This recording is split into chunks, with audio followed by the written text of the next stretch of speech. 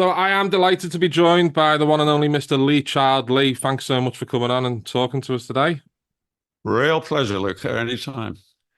So we should start by talking about Crimebits, which is the project we've been working on for like the past year or so now. Um, I think I came to you with the idea of just judging a competition, and it kind of just grew from there. But Yes, it certainly grew. Here's my copy. We've got recipes, we've got puzzles, we've got all kinds of things in it. But yeah, the key issue was starting a book, yeah. which, that is such a huge thing. And so I felt it was great to tackle it in a book form like this, just take it head on. That everything about writing a book is difficult. Not that difficult because lots of people do it, but it's difficult. And of all the things in it that are difficult, it's hard to pick out which is the most difficult. But you've Mm. really got to say starting it, because that is the initial interface with the reader. That first paragraph, that first page, that's the first contact that your work has with the reader. And that is so important in a million different ways. And that's what we try to explore in this book, I think, is it's such a circular question. How should you start a book? Yeah, I mean, because I think we're probably as writers now, we are competing with more than we've ever competed with before. You think about streaming and the preponderance of TV channels and all the other forms of media, is that in order to kind of keep the reader coming back, we have to kind of grab them much quicker than we ever had to in the past. Yeah, I mean, that is so fascinating because I remember when I was a little kid, uh, there was nothing else, almost literally nothing else. And if you go back to a very famous survey that was done in the year 1950, which is before I was born, but basically in the same ballpark, there was a habit during World War II and afterward where it was called mass observation. And there were numerous surveys and things like that done with gigantic samples of people, both in America and in Britain. America was fascinating. They found out that of all the people joining the military, that they were coming from backgrounds where 25% of them had no inside toilet. Fascinating things like that. And the one I remember, 1950 in Britain, for the so-called middle class, literally 50% of people said that their main form of entertainment was books. Skilled working class, 25%. Even the manual laborers, 10%. Because people crave story, they crave entertainment, and yet there was nothing around apart from maybe once a week you would go to the movies. Mm. But apart from that, there was nothing other than books, newspapers, magazines. It was all reading. And as you say, I mean, in the however many years that is now, 75 years since that survey, we have got so many numerous alternatives that I think it puts people into a really subliminal decision when they have a book. Suppose you give them a book. They don't even have to go and buy it. You give them a book. They're holding it in their hand. What is in their mind at that point? It's not so much the money, especially if you've just given them a book. Mm. Even if they've bought it, books are so cheap now. A paperback in a supermarket is a cliche, but it's half the price of a cup of coffee. Mm. And so it's not really about the money. It's about how are they going to invest the next several hours of their life. And with all this competition, dozens of different things, streaming, as you say, YouTube, social media, there's a million different online things. So how do you compete with that kind of real short attention span world that we're in? And it becomes even more complicated because people, I think, turn to books as an antidote a little bit from that frantic social media world. They want a bit more of a patient, long, drawn out, comfortable experience. So they are actually looking for an alternative, but inevitably they're judging it on the same basis that they judge everything else. So that, yeah, we have to grab them now, really not within the first chapter, not within the first section, but literally on the first page, Mm, hopefully in the first paragraph. And that becomes a whole different kind of skill because you can't uh, be too desperate about it. It's got to be sleight of hand. It's got to be like a card trick. You've got to look patient. You're promising them a long, immersive ride. You've got to somehow hint and promise about the flavor and the tone of the book and what it's going to be about. But you cannot be desperate. I mean, we feel desperate, don't we? We're desperate for people to read that book, but you've got to conceal that. You've got mm. to make it sort of take it or leave it. But somehow you've got to put that magic in the very first paragraph. I think it's something that I've considered from the beginning, right myself, is that opening line has become really important to me, and I didn't even realize that I was putting so much focus on it until recently, and especially when we started talking about this, is that you are having to grab a reader very quickly.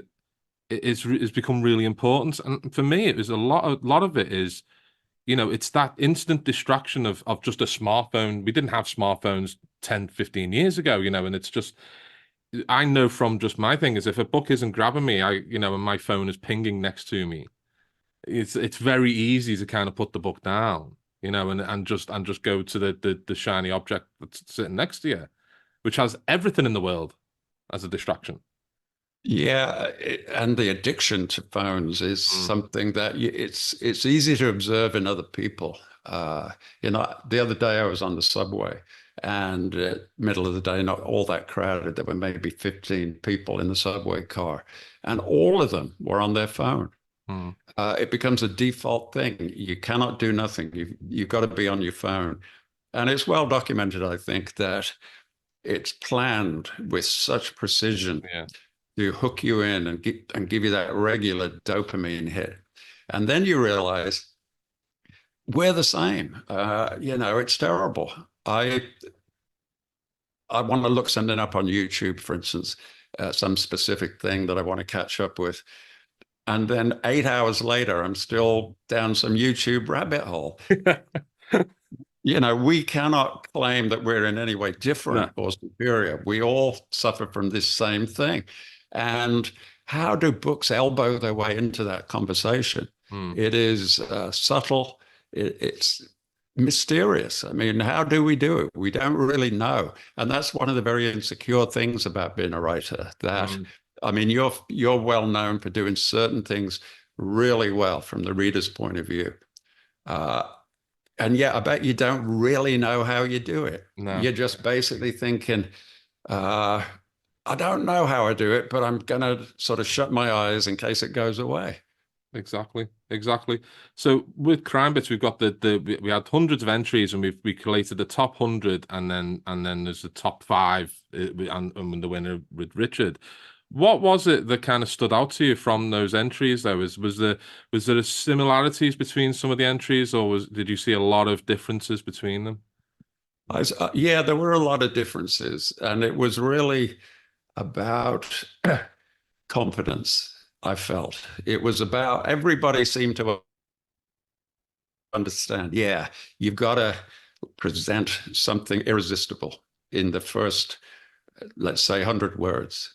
Um, but some people seemed less confident than others. In other words, they felt they had to really load those first 100 words up with stunning things that were just bang, bang, bang. And ultimately, when you read one of those after another, or when you see that in a book, you think, well, no, that author is trying too hard. Hmm. They're not fundamentally confident in the strength of their story. And the ones that appealed to me more were the ones here. Look, here's the thing that is always on my mind, which is something I read by the screenwriter David Mamet, who used to be a real sharp guy. He's turned into an idiot these days, but look at him. Look at him in the past. Yeah. He wrote a book called Bambi versus Godzilla, which was about the kind of strength in storytelling. is it an intriguing story? If Godzilla is taking on Bambi, is there any peril or tension in that? But there was one little mention he made that I found really fascinating. He was talking about actors at this point, screen actors, leading men, essentially. And he picked out that generation of actors who had been drafted for the Korean War, served a little bit, and then came out. People like Gene Hackman or James Coburn, who then went into acting, having done something else first. And his point was psychologically, it's a fairly simple transaction. The main character steps onto the screen and says, "Hey, I'm the main character." And the audience says, "Are we going to like you?" And the worst possible answer is, "Yes, you are. And I'll tell you why." That's a terrible answer. The best possible answer, that these guys who had been in the military before, had some life experience, these guys stepped onto the screen. And the question was, "Are we going to like you?" And the answer was, "I don't know. You might not. And I really don't care." That kind of self-confidence, that kind of insouciant self-confidence is what carried them through and made them stars. And it's the same thing with characters in a book. The worst possible answer is, "Yes, you're going to love me. And I'll tell you why." That's a terrible answer. Just present yourself and let the audience decide, because it's always the reader that decides. It gets terribly embarrassing if an author is pushing a character too hard. Let the reader make up their own mind and don't push it. And so we can extend that principle, I think, into, maybe it's not dialogue, maybe it's not a character introduced in the first paragraph, maybe it's some other way into the story, but it has got to show a kind of confidence that, yeah, obviously readers are going to love this. You mustn't try too hard. Really, below the surface, of course you're trying hard, you're desperate, but you can't let that show. I completely agree. Crimebits is out at the end of the month in the US, and well, it's out now in hardback, but the paperback's out in the US at the end of the month, and in the UK the same day.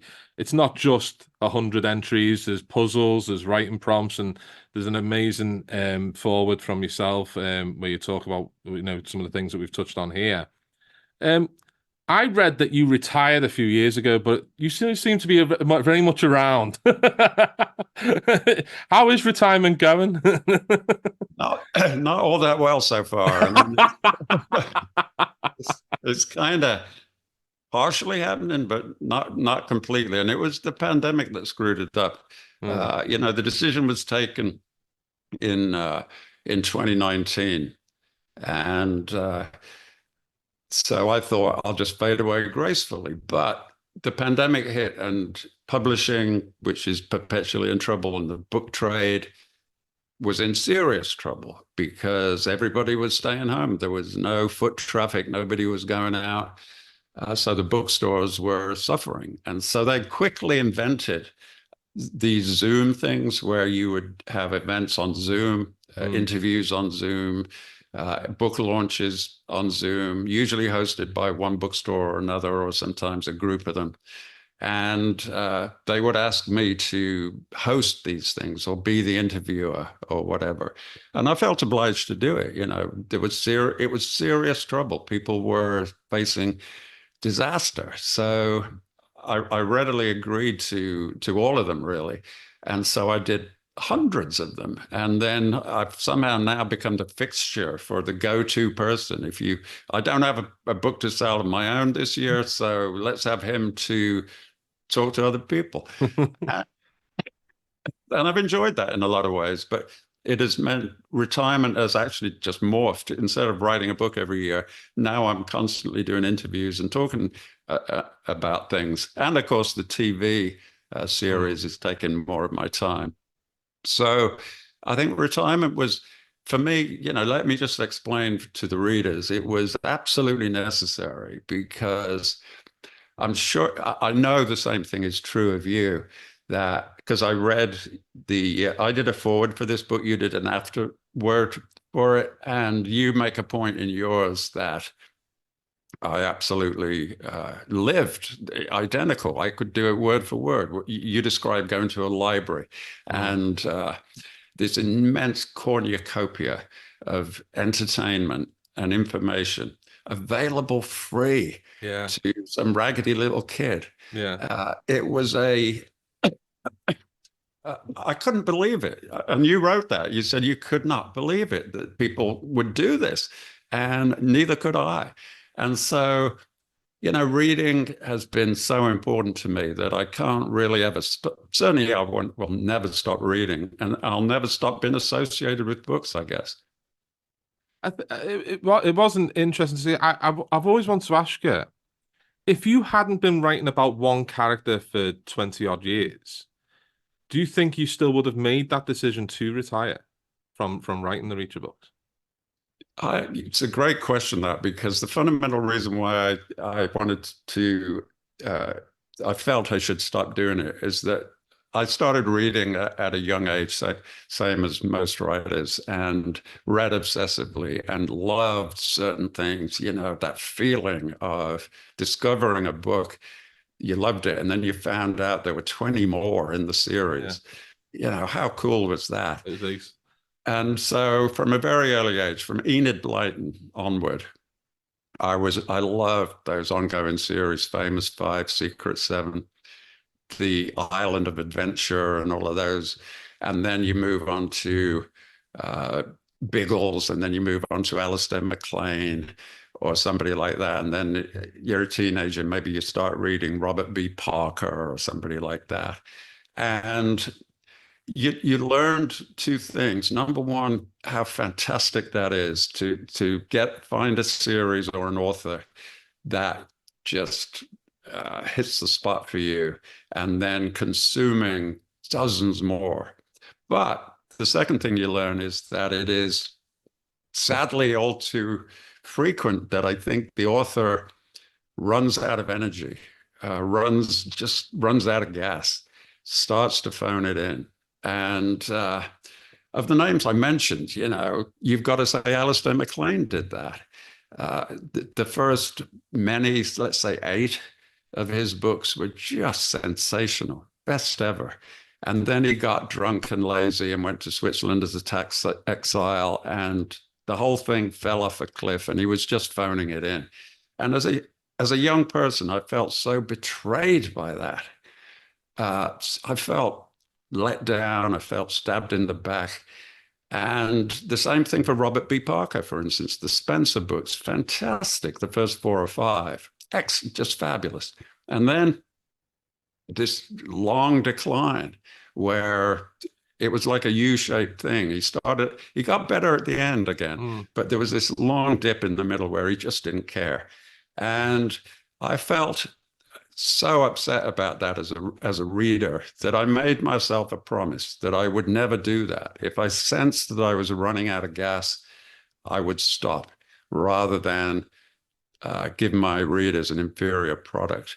Plus, as a kid and a young person, I was always so mad at the old geezers who just would not get out of the way, Mm. in everything, in politics, in the media generally, everything. I was, 20 something, raring to go. And these old geezers were sticking around and wouldn't move out the way. And now I am the old geezer. So I felt those are two promises that I made to myself that I have got to honor. So, and I did find myself running out of energy for the 24th book was the last one I did all by myself. And I don't think anybody can tell by reading it, but there were a couple of days when I really didn't want to do it. Mm. And there were a couple of plot points where, because I never plan anything, I never have an outline, I just make it up as I go along. And that means a constant series of decisions to be taken.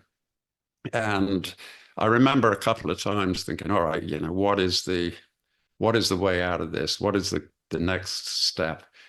And I just thought, oh, sort of kill them all. And I felt, there was a certain I felt like I was not necessarily at the very end of the road, but it was getting a Mm. little bit ragged at that point. So it was probably a hasty decision, probably a little bit over-examined, but I just thought, nah, I'm done now. I've said what I needed to say. I've done what I wanted to do. Um, Chronology, age is just telling me this is a good time to stop. So there's not been any kind of desire to create not something completely different and not and maybe something completely the opposite of Reacher. Sort of, yeah. I mean, I think that if you ask any writer whether whatever track they're on, they're going to say, "Yeah, I've got like 99 other ideas that I Yeah. would love to do," and I probably do. Will I actually do them? Um, I don't know. I mean, the problem is that because the TV has been successful, Yeah. I can sell anything to Mm. TV. So rather than write out a whole novel, it's kind of easier to write a 3-page proposal Yeah. and somebody will buy it. They would buy my laundry list right now. So the temptation is just say, all right, just make a note, 2-page explanation. Somebody will buy that rather than sit there for 6 months actually writing it. Having worked in TV for so many years before you became, became an author, is this almost like you kind of returning to the roots of what you actually were interested in the first place? Yeah, kind of, but with a very fascinating twist because I've been out of it a long time. How many years now? Like, yeah, what is it, 27, 28 27, yeah, years 27, eight since I years. last worked in TV. And that is about 100 generations in terms of how it's developed. And I'm in the position now, I absolutely know the nuts and bolts of it, but I'm not sure how they're doing it, especially binging TV. So subtle. Right. Uh, I mean, a bit more like what we do as novelists. The idea being it's broken up into episodes or chapters, but somehow you've got to make the reader say, "Oh, just one more chapter, just one more, just one more." And then all of a sudden it's 4 o'clock in the morning and they're all annoyed because they've got to go to work the next day. That's the ultimate success for a Yeah. writer. But streaming television does the same thing Mm. somehow. And that is a new technique to me. And I readily admit, I'm not sure how they're doing it. It's almost like alchemy. Something about the rhythm of each episode starts with a bang, maybe gets a little quieter and more discursive toward the middle, and then ends with a bang. It's a mysterious, addictive thing. It's a chemical thing almost. But that has been developed entirely since I left. So it's like coming back to a world that I'm super familiar with, but fundamentally very different. In fact, it's a dream I used to have all the time because I had a complicated technical job. And every single time I took a holiday, the night before going back to work, I would have the identical dream that I would walk in and everything has changed. And I don't know how to work it, but I'm supposed to know. That's a bit like how I feel going back to television now. Uh, the thing with television though is that it's always seems to be looking for something new. But we're actually, and it's trying to find the new thing that will kind of, capture the attention, and then it'll just everything goes on to that. But one thing that it does always come back to is drama. It's not, like because we've gone through the reality TV boom, we've gone through there was true crime documentaries every 5 seconds, a few years back. Drama has been the mainstay, and I think that drama that's based on novels has always been there and kind of always will be. What do you think it is about that, like the that kind of adaptation work that is always ongoing that is always been appealing to people who watch television? I think it's goes way back I mean literally way back in human history as to uh, the invention of language was something that was obviously very determinative in terms of our survival.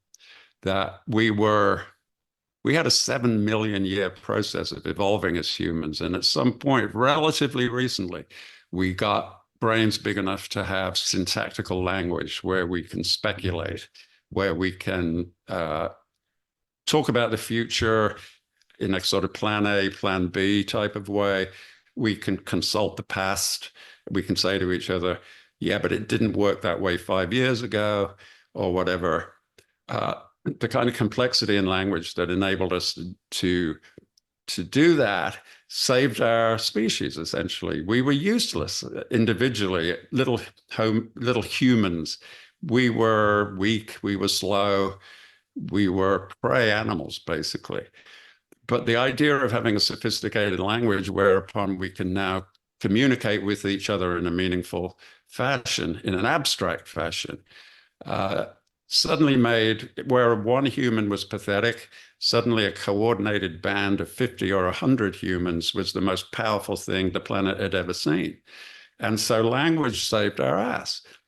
But at some point, we started talking about things that had not happened to people that did not exist, which was an amazing development if you think about it. It wasn't predestined. There's no logical, biological reason why that should happen. But all of a sudden, we invented story.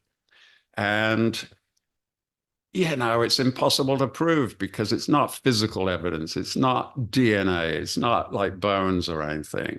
It's just speculating about our intellectual progress. The reason for story had to be compelling because, this was prehistory. We didn't do anything for fun. We didn't do anything to fill our so-called leisure time because we didn't have any. We were animals desperately trying to survive, but story somehow made it more likely we would survive. Mysterious process. So for probably, I don't know, 250,000 years, we've been obsessed by story. And we will always be obsessed by story. Everything is a story. If you, in politics, a political point, you dress it up by turning it into a story. This happened to this person, or this could happen to that person. A TV commercial is a little 30-second story. Everything is story. There's such an appetite for it that I'm totally confident that we will never lose story. The exact medium through which it's delivered is always up for grabs. But yeah, there's something eternally necessary about story. I'm not saying just it's fun, it's a great way to pass the time. There seems to be something foundationally necessary in the human brain to communicate via stories.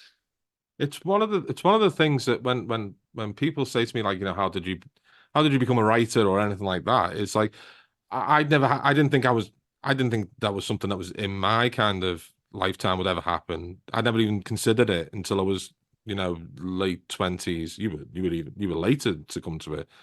But what I realized was that because of the way I had grown up and the family that I'd grown up, I'd always been telling stories because I grew up in a Scouse Italian family. That I'm one of 9 kids. My dad's got far too many brothers and sisters. There's hundreds of cousins.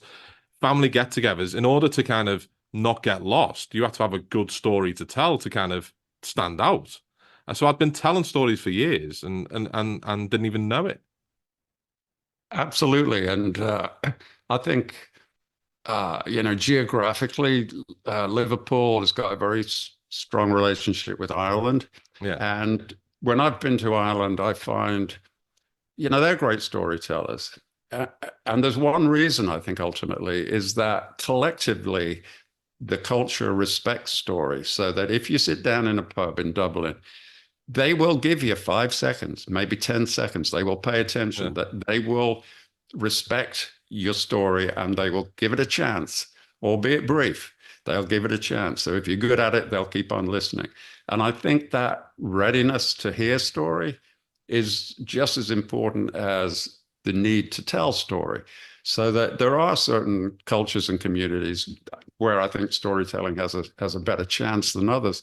And I think in a sense, you're lucky to come from Liverpool because it's that kind of culture where, you go to the pub, you say, what, there was this guy I met this afternoon, and everybody just looks at you for a minute because, they're waiting for the story. Yeah. And that culture is super important.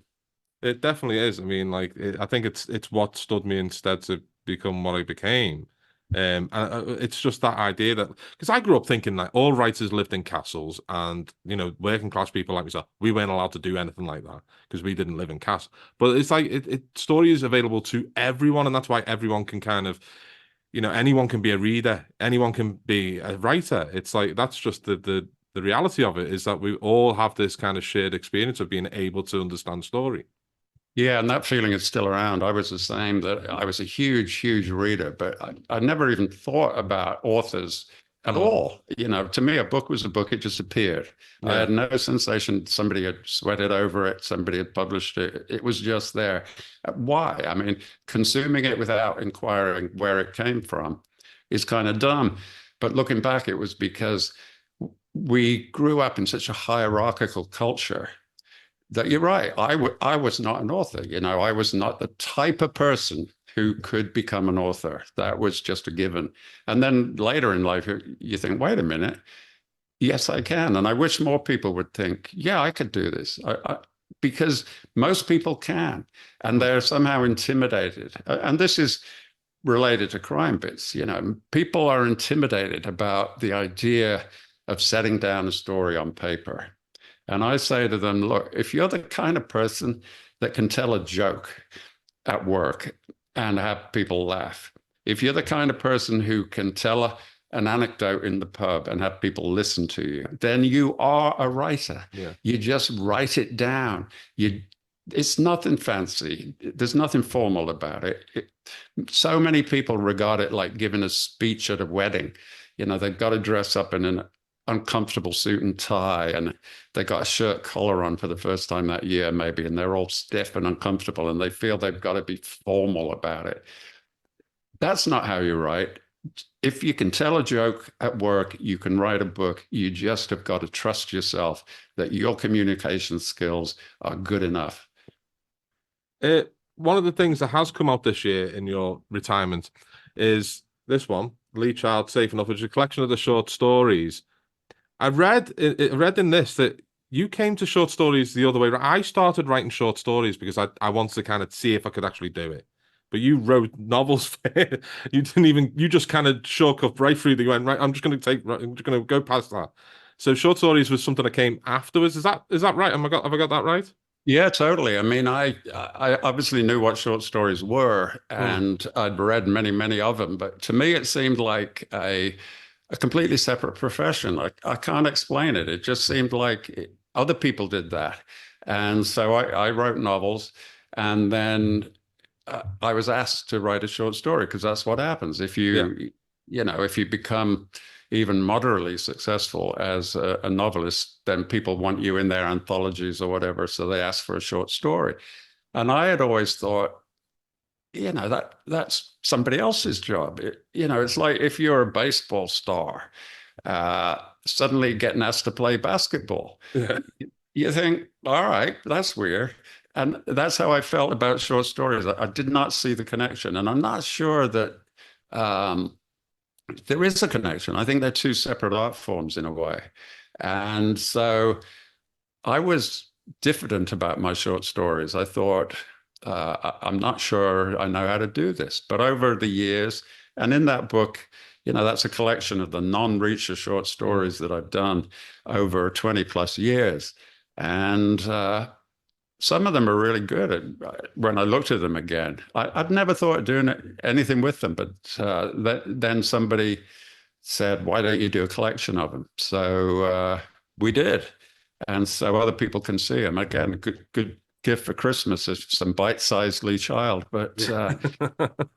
I'll be interested to see what people think of them, especially the progression. Like I say, some of them are over 20 years old, some of them are much Yeah. more recent. Uh, did I get better at them or what? That's interesting that you kind of are still looking for validation of a sort. Is that right? Would I get that right? It's like you're still looking for that kind of feedback. Yeah, I mean that's a very interesting psychological point, I think, for a lot of performers, Yeah, which we are in a sense. We're performers. definitely.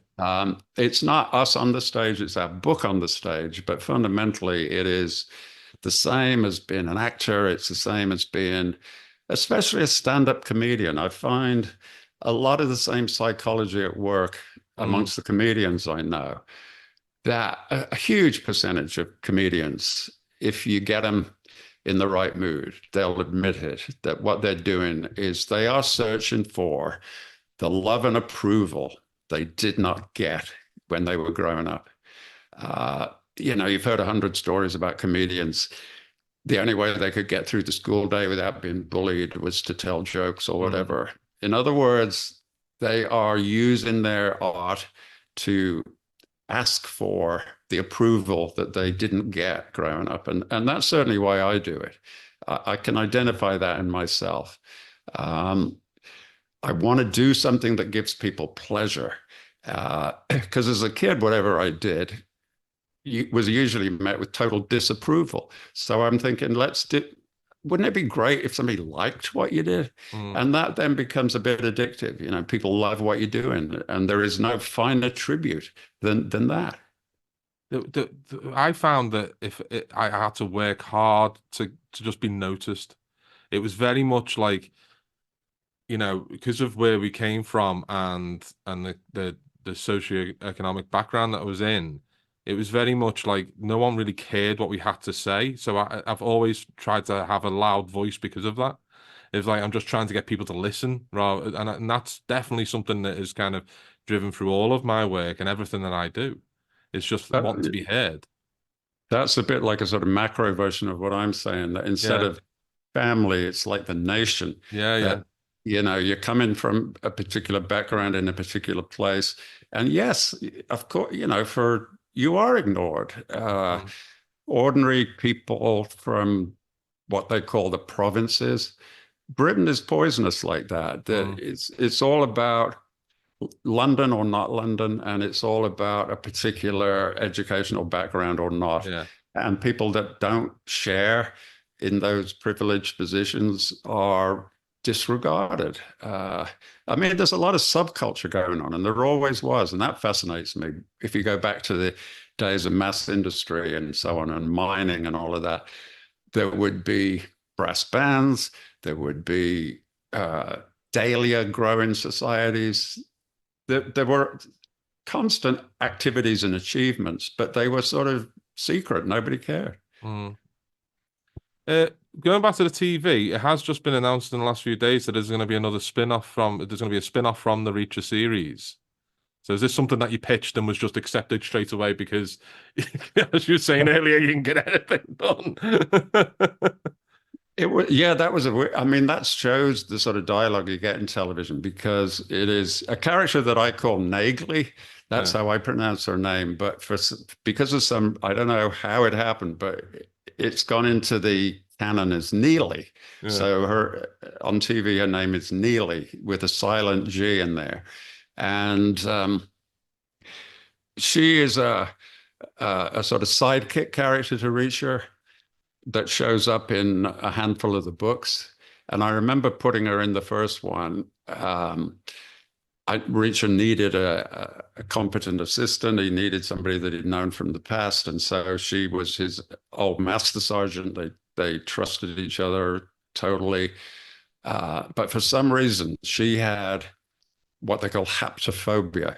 She cannot bear to be touched by another human. And I did that simply because I didn't want to address the issue of, is this going to be romantic or Yeah. not? Are they going to have sex? I didn't want to get into that. So I just blocked it off. No, she has a terror of being touched. And so Reacher and she are best friends, essentially, but they've never even shaken hands. And a lot of people over the years said, why don't you write a separate series about her? And the two reasons I didn't: number one, too lazy. That 2 books a year is a lot. And second was I did not know how to address the issue of her haptophobia. Mm. I did not want her to be, an abuse victim in childhood or something like that, because that's just horrible, and it's a sort of miserable basis for a character. So I never really addressed it. To me, she worked great because she was completely unexplained. But the Skydance and Amazon wanted to do it. And their screenwriters came up with a great reason, a really fine backstory that I wish I had thought of. And so it seems to me that it's going to work. And yeah, I'm very, very happy about it. Let's take over the whole world. Is it difficult to kind of, give, just to give up, but not give up, like, just allow that to happen, like allow someone else to take something that you've created and just take control of it? Do you kind of accept that are you used to that kind of collegiate kind of working? I mean, I would go back to the basic aim of writing a book about anybody is that you actually want to give it away. The whole point is to give it away, in the first instance, to the reader, because reading is such a mysterious process. It's different from TV. TV, you sit there, the story comes at you and washes over you. The dynamic is the other way around with reading. You're staring at a white piece of paper with strange black marks on it, and it is your brain that is interrogating those marks, and the story is appearing in your head at that point. It's your calories that are being burned. It is your mental energy that's being consumed. The writer could be dead. The writer could have done this 30 years ago or 100 years ago, but their story is springing fresh into the reader's head. So in a sense, the reader creates the story. Therefore, the reader owns the character. And in a very real way, I wanted that. I wanted the reader to possess the character, and just as much as I did. And that happens, it happens to all of us, and it happens pretty early. As soon as you get a few thousand readers, then that character is living in their heads. Nothing to do with you anymore. It belongs to them. And their opinions about it become as valid as mine, or maybe more valid. And so, yeah, the idea of giving it away, that's the whole point of it. And then you give it away to movies or television. That is not a big leap, because it is what you want. You want that character living independently outside of the author's head. As someone who absolutely loved the Tom Cruise Reacher, I like the new fella as much as well, but Tom Cruise I thought was brilliant. But I know you had to go through a lot of questioning over, how big he was. How is it that how could you possibly turn down Tom Cruise saying that they wanted to play the main character in your book? So how do and was it difficult to communicate to the readers? If Tom Cruise rings you and says, "I want to play your main character," you don't say no. Yeah, I mean, it was a split-second decision, really, because the way the dynamic worked is he wanted to do it. Yeah. Initially, he was an executive producer, just one of several, and investing in it.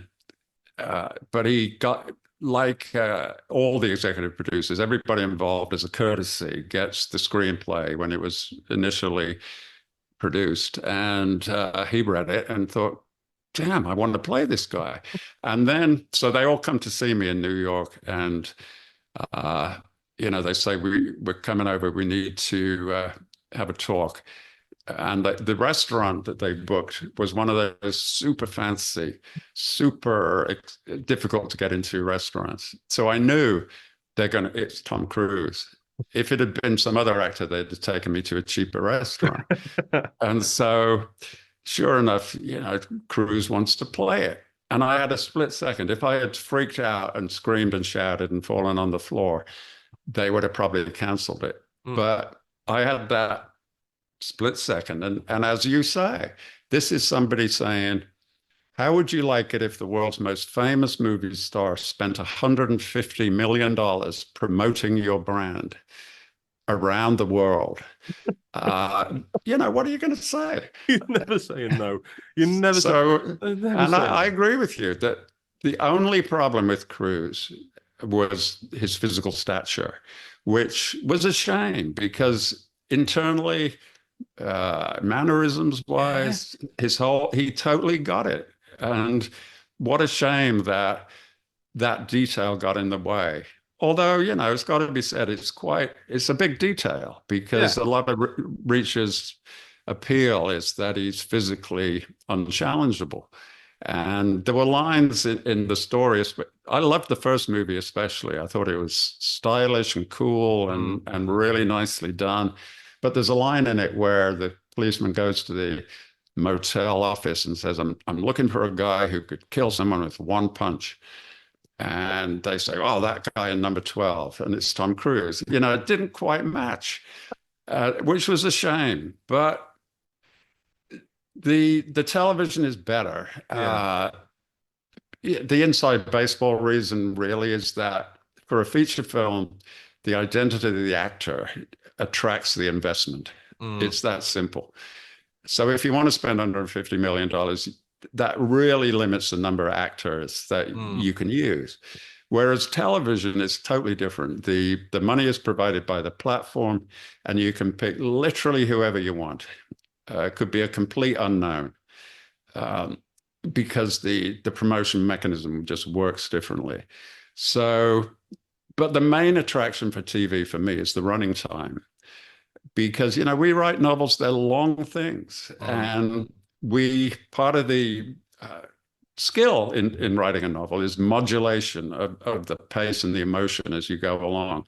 Of course, you have really intense scenes and big action, but you also have quiet scenes and touching scenes and emotional scenes. And generally for a feature film, you don't have time for that. It's about 90 minutes of content is what you get. But with a streaming season, you've got 8 hours, 10 hours, 12 hours, whatever you want. And so you do have time for the quiet bits. And that really makes it a lot more novel-like, I think. I think it's lazy to say streaming television is novelistic, but it is in the sense of the expanse of content that you can fit in. And it is in the sense of binging one more chapter, one more chapter. I think it's probably part of the reason why, I'm more excited now for the possibility of, my favorite author is Stephen King, and his novels are, notoriously difficult to adapt. This kind of, having TV in the way it is now, it becomes much easier to kind of adapt his work. Totally, yeah. I mean, Stephen's books are long and detailed, and a completely created world in there that they're this thick, and you need that, and you can't get that out of a feature film, whereas you totally can. I mean, you can get whatever you want out of a streaming season. Well, long may it continue. And is there any plans for any more kind of spin-offs and Reacher, or anything kind of original from yourself in the next couple of years in TV? Well, part of the euphoria that surrounded Reacher from Amazon's point of view, season 1, we knew was going to be good because I'd watched it being made. It was clearly going to work. It was clearly going to be a success. But no, you never know how big of a success. And it was immense. It was just ridiculously powerful especially the first 24 hours. Essentially, broke all of Amazon's records, and it became the first Amazon thing ever to beat Netflix in the Nielsen ratings. And they were so euphoric about it that they asked me to write a short story for them, and for a thing called Amazon Original Stories. And I said, nah, I don't really want to do that. And so they offered the most, I mean, literally insane amount of money to do it. And so I said, oh, okay. So I wrote that story, not involving Reacher. It involves a very mild-mannered math professor from a Midwestern university. So I wrote that, and part of that is that Amazon Studios get first look for a possible TV or whatever. So we'll see what comes of that. But Cool. yeah, I like to keep my hand in. I like to keep thinking. The thinking part will never go away. I'm thinking every day. I think of oh, that'd be a cool story, and you start to daydream it out. So I'll never stop that part. But whether I'll actually write it down, I don't know. it sounds like retirement is, well, apart from it needing to be explained to you that that's when you actually stop working. But it does sound like it's something that maybe, is not quite all it is, being said in the past, for you Well, I'm glad I'm especially. talking to a British person actually, because they don't understand it in America. But Mm, when I started primary school, the exact same week I was starting primary school, my granddad was retiring, and I did not know what the word meant or what the concept was. So I asked my mother, and she said, "Oh, it means he's going to just stay at home and do whatever he wants." mm, And there was me struggling at primary school. And I thought, damn, that sounds pretty good. And it's such a British thing that we go to school for a little while, then we yeah, work for a very long time, then we are retired.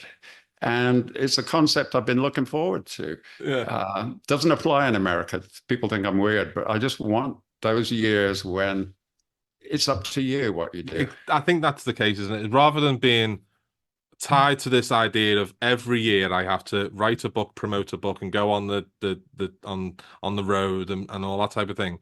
You've kind of taken back control more of your time, I suppose. So maybe it's just there should be a new word for what you're actually taking, what you're actually doing now. Yeah, I mean, I don't want to put off all the people that, Crimebits are looking new novelists starting out. But yeah, the writing part of it is the least of it. Yeah, It's the most bizarre thing that very quickly it's like 80% promotion and publicity and public appearance, and it shouldn't be, because I call writing show business for shy people. yeah, And we are generally quite shy. And constantly being forced out onto stage and in the public eye is a stress. mm, And not just physical, the constant travel, but psychically, it's a stress mm, having everybody look at you and listen to what you're saying. And so, yeah, I'm happy to be past that. yeah. So Safe Enough is in the shops now. That's a collection of non-Reacher short stories. Crime Bits on my Crime shelf there. bits. Look at that. 100 opening Check. gambits for great thrillers, and there's mystery puzzles, there's writing poet prompts. It's an amazing essay from Lee at the beginning. And we at Black Screen would just like to say thank you so much for working on it with us. Helping out the small press in the way that you have has been absolutely incredible. And we really appreciate all the time and the effort that you put into it for us, because it's a great help for the small presses as well. But Lee, this has been amazing. I hope that this retirement lasts as long as but it's always a pleasure to talk to you, Lee, and yeah, well, I hope to catch up in person at some point in the future. Yeah, I hope so. Thanks, Luca. And congrats on this Crime Bits project. It is not only helpful and necessary, but very illuminating. Really made me think what is the best way to start a novel? And so people should check it out. Even if you're already a novelist, maybe you're doing it wrong. Check it out. Excellent. Thank you, Lee. Thank you. Cheers.